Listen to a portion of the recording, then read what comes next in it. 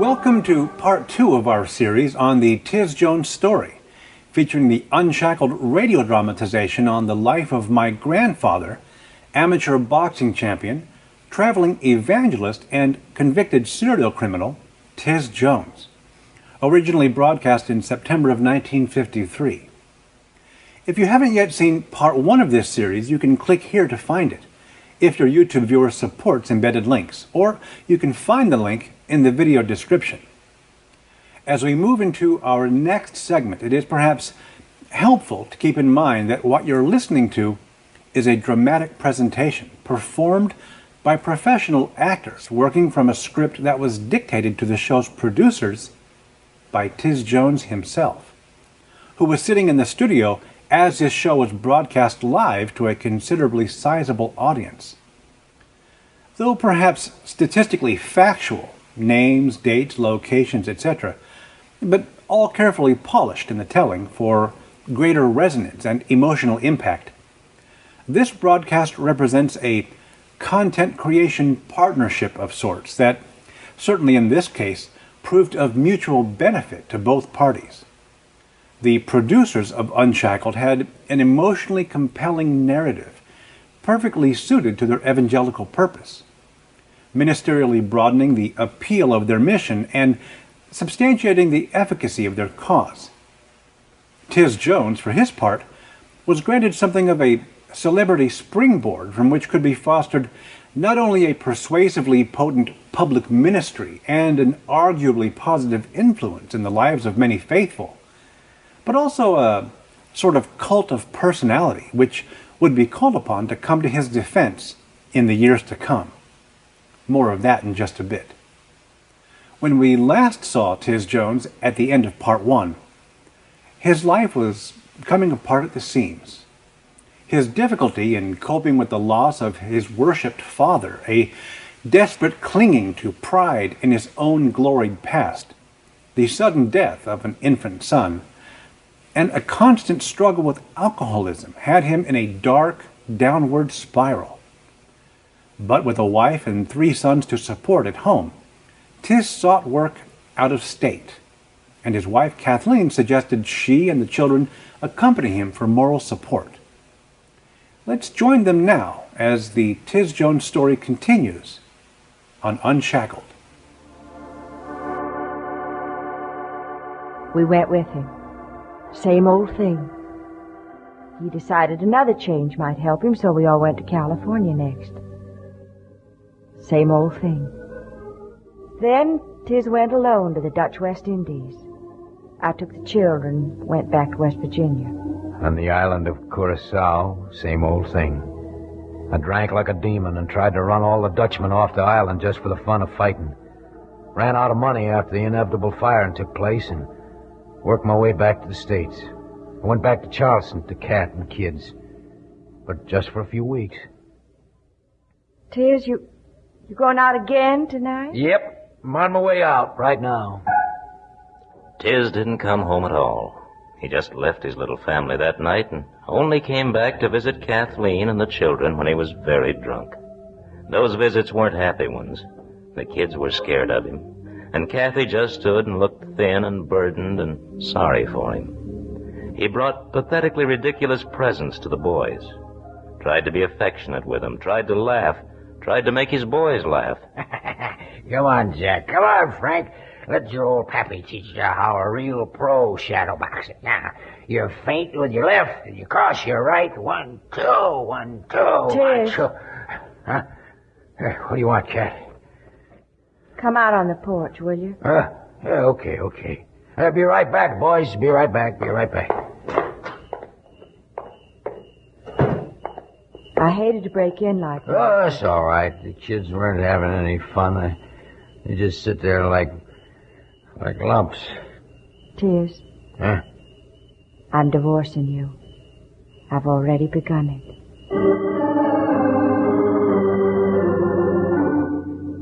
When Kathleen divorced him in 1946, all people said was, I don't know how she stood it as long as she did. She tried 10 long years.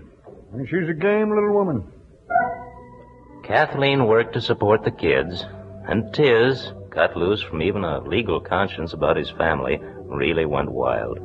Gambling grew too tame and slow, and he began to steal safes.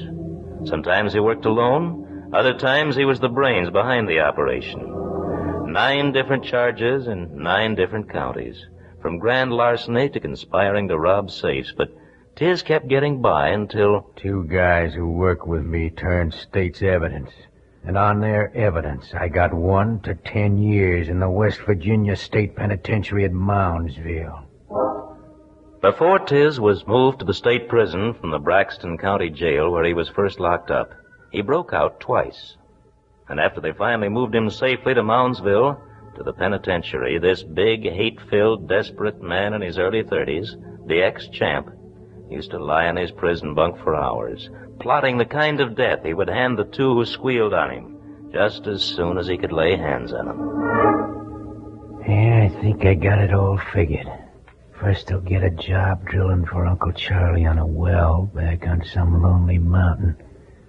Then I'll take 'em both up there, and after I've tortured 'em, I'll shoot 'em, drag 'em each one back to the derrick, pull the tools, drop 'em in the hole, and then run the tools back in on 'em. Yeah, way back on some black mountain. I can hardly wait. Tiz couldn't wait. He began planning a way of escape. One day, a package came from his mother in California. Boy, I hope Mom sent me something to eat. Oh, for the love of Pete, a Bible. It only made Tiz angry that his mother kept praying for him. And on went his active mind with plans to break out of prison. And then one day his chance came. He caught a guard napping at a road camp where the prisoners were working. And Tiz, like a big, quiet cat, just went over the wall. He stole an automobile and, with Kathleen's help, managed clothes and money to get out of Charleston. But instead of going for the 2 men he hated, Tiz drove to California to see his mother. My mother didn't stop praying 1 minute while I was there hiding out with her, praying that I would go back to Charleston and give myself up. Finally, I got tired of running and watching, and I did go back. They gave me 6 months in solitary confinement. And then 14 months after that, on February 20, 1950, I was paroled. Kathy wasn't my wife anymore, but she was my friend. I went to see her right away. What are you going to do now, Tiz? The union can't place me right off, so I'll go out with Uncle Charlie and dress tools on a well he's drilling way out on top of a big, lonesome hill. Why do you look so funny, Tiz? You used to think I was good-looking, Kat. I used to be, I guess. Tiz. Didn't you pay any attention to the letter I wrote you about a month ago? What letter? The one where I told you about our son Frank, borrowing a dime from his grandmother to ride a bus to a church. Because he wanted to get converted to Jesus Christ. Did you get it? Oh, yeah, that. Yeah. Well, when he did that, his mommy began to see herself as she was, too. Oh, Kat, you never did anything wrong. I didn't belong to God, Tiz. I belonged to myself. I was loaded with bitterness and self-pity. And I wanted to get even with life for the rotten deal it handed you for a husband, huh? That doesn't matter now. All that matters is that you begin to trust Christ, too. Tiz, you can't trust yourself. Don't you know that by now? Old Tiz can make it, Kat. Don't you worry. Oh, if you could only humble yourself. Just once. You'd see it's... Kat, I've always told you I'd never humble myself for anybody. That still goes. Back on that black, lonely mountain, big Tiz Jones sat alone hour after hour as one drilling screw after another worked its way deeper into the hard ground. Over and over he tried to imagine he had those 2 squealers there with him. He tried to get excited over torturing them the way he'd planned to do back in prison. Instead, he'd end up reading, of all things, the Bible his mother had sent him. Alone out there in that black mountain, Tiz's big arms and hands trembled. as he heard his own voice read words that somebody else seemed to be speaking, only with his voice. A direct, straightforward proposition, the words held, man to man, no punches pulled. Come now, and let us reason together, saith the Lord. Though your sins be as scarlet, they shall be as white as snow. Though they be red like crimson, they shall be as wool. My sins, God. My sins. Him who cometh unto me, I will in no wise cast out. Come unto me, all ye who labor and are heavy laden, and I will give you rest. Tiz, honey, someday you'll just have to humble yourself to somebody, somewhere. I finally took my faith away from Jack Jones, son, and put it in Jesus Christ. Let me be able to say, Lord, I've brought one, my boy, Tizzle. Think about it, Tiz. Put your faith in Christ, will you? Okay, God. If you'll just keep me safe till I can get into a church this weekend, I'll do it. Don't let that lightning strike me. Just get me into some kind of a church fast.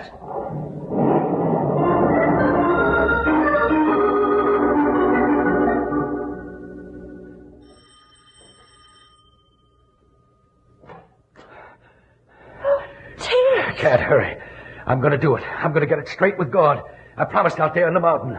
Help me find a church or something where I can do it. Tiz, we can do it right here. I want this done right. Well, Jesus is the same everywhere, Tiz. This is Tuesday. I don't know where there's a church open. We'll find a mission or something. Come on. Well, let me change my blouse. No, I might change my mind.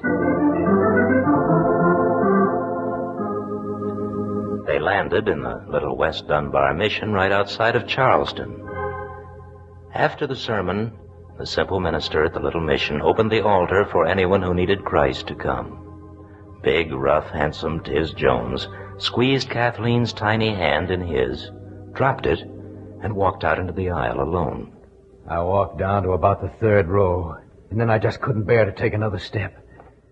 Cocky old Tiz Jones, the guy who would never humble himself before anyone, fell right down on his knees and crawled the last few feet to the foot of the cross. And there, Jesus Christ changed the proud, brutal, hard-smashing Tiz Jones into the man he is today. Evangelist to prisoners as well as church members. Big, gentle, good-humored father to his 5 young sons. And all their mother, Kathleen, could ask in a husband. Yes, I married him again, right after Jesus touched him. Tiz says he laid all his pride down on that altar. But I have to watch myself every day that I don't get too proud of Tiz, the way he is now. Hush, Cat. But for the grace of Jesus Christ, I'd be a murderer now. Instead, next week on Unshackled, I'm going to tell you about a walk I took through the valley of the shadow of death with a 24-year-old boy sentenced to die in the electric chair. And one more thing. If you are way down in the valley, for any reason right now, listen, bless your heart, Jesus is the lily of that valley. If you belong to Him, He's there with you. And that means you're equal to anything.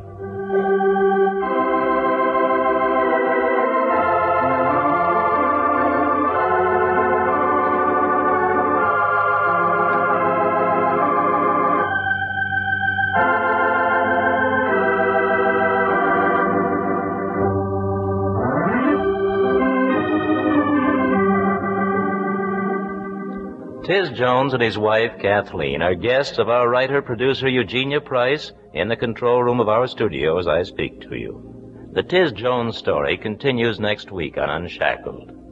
And if you want Tiz for meetings you'll never forget in your church, you may contact him, Tiz Jones, Pacific Garden Mission, Chicago 5, Illinois.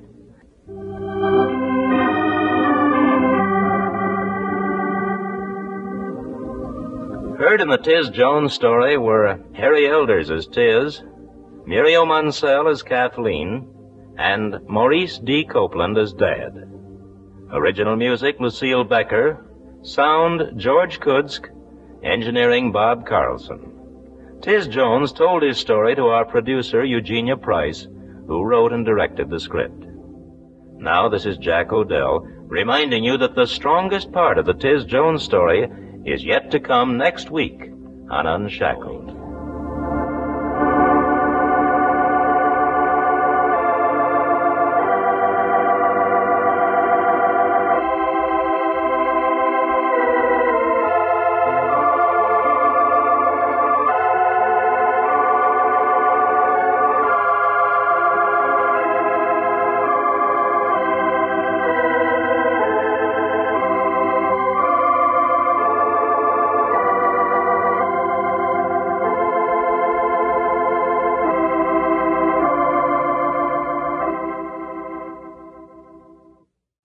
And so ends the powerful religious conversion saga of Tiz Jones, a brutal, selfish, unrepentant fighter and drinker who humbled himself before the eyes of heaven and became a gentle, good-humored father to 5 sons and all a devoted wife could ask for in a husband. According to Tiz Jones, of course. Or at least this would be the end of this saga if this had been a usual broadcast of Unshackled, and if Tiz Jones's conversion experience had been among those typically featured on this broadcast, all neatly wrapped up in a 30-minute story of desperation and redemption. But Tiz Jones's story was just a bit more fantastic. With his heart filled with a newfound faith in the Lord, he wanted to realize the unfulfilled dream his own newly converted father had on his deathbed, to go out and tell everyone about it. Tiz Jones now had a new purpose in life, a new direction, a journey that gave this smooth-talking, freshly minted preacher new inroads into spiritually needy communities throughout the Appalachian region and into the homes and hearts of countless faithful. And so, the continuing story of the life and ministry of Tiz Jones was extended into a second week of broadcast of Unshackled back in September of 1953.